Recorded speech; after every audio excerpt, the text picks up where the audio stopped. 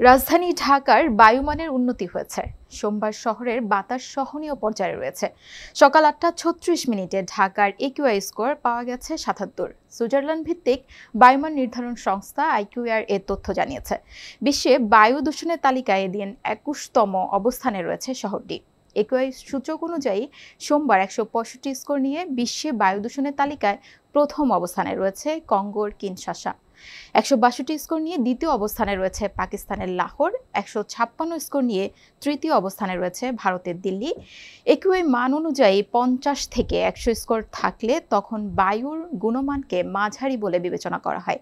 আর এই মান ১০১ থেকে ১৫০-এর মধ্যে হলে সংবেদনশীল গোষ্ঠীর জন্য অস্বাস্থ্যকর। এ সময় সংবেদনশীল ব্যক্তিদের দীর্ঘ সময় বাইরে পরিশ্রম না করার পরামর্শ দেওয়া হয়। এই মানের ওপরে উঠলে তা মারাত্মক স্বাস্থ্য ঝুঁকি তৈরি করে।